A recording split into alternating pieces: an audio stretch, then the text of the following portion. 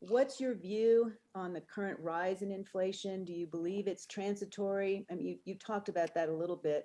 And then in terms of what the Federal Reserve is doing to respond to inflation, how long will that continue? So what's your definition of substantial progress, and are we making substantial progress? Well, let's take these things in order. First, let's start with inflation. As I mentioned in my earlier comments, again, we think some of these extreme moves are going to moderate. You may see some even tailing off. We're already seeing commodity prices, so that's part one. But we're also seeing in all of our work with contacts, a broadening of price pressures. So again, our forecast, as I said, for next year is 2.5%. What label do you put on that? I don't know. I wouldn't call it transitory. I wouldn't put a label on it. And I've been very careful publicly to say, I don't want to label it. I just want to try to understand it. And we don't understand it yet. But I can tell you price pressures are broadening and the confidence of businesses in raising prices is increasing. Okay. So that's part number one. Part number two is the Fed's mandate. It is accurate to say that we agreed to a framework last year, and I support that framework, where we've said we're going to be less preemptive than we've been in the past in raising interest rates, removing accommodation, and we're going to be less anticipatory of inflation, okay? With the hope that we can get more people into the job market. Having said that, we still have a dual mandate, and there's nothing in the framework that is inconsistent with a commitment to anchoring inflation in this country at 2%.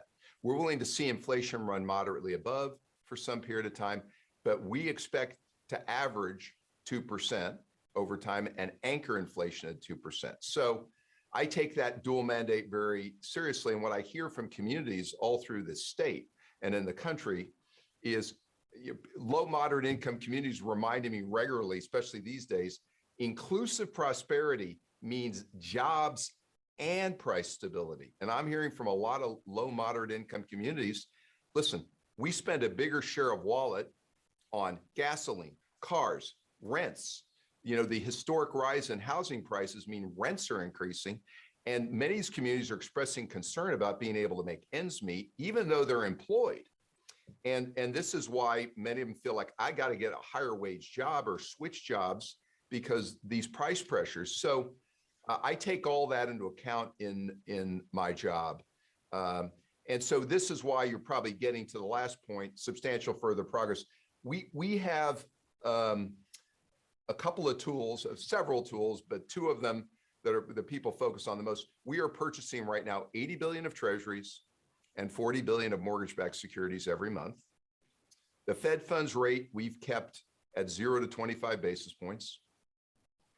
I have been explicit publicly many times in saying I divorce in my thinking those two issues right now. We have a whole range of considerations on the Fed funds rate, and we'll make those decisions not even this year in 2022 and the months to come. And I don't make those decisions a year in advance. We do have an issue where on the purchases. And I would have told you in 2020 and 2021, early 21, I thought they were very critical, very important, along with our other tools, 13.3 programs, other things. We're now at the stage, though, where I said this is different than the aftermath of the Great Recession. That was a demand challenge. We have substantial demand. I'll come back to that. We have primarily supply issues. These purchases are not very effective. They're very effective at stimulating demand, but we don't have a demand issue. And so I've been one who's been saying, first, I want us to be debating the purchases, talking about it. And then I've said I want to move sooner. I'd like to move soon. And then I've also said in public appearances recently, if the economy unfolds as I expect, I'd be thinking about the possibility of announcing something in September and starting in October.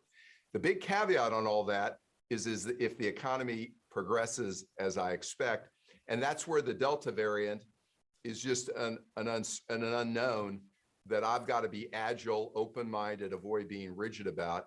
If I saw that the Delta variant was going to be persistent enough or unfold differently, say, than it has in other countries, UK or India, and be more challenging to where it starts to affect demand, I've got to take that into account and will adjust my views accordingly. So we've got a month between now and the next FOMC meeting, and it's a good thing we've got a month to see how this all unfolds, because I don't know, and I've got to be open-minded, and I will be.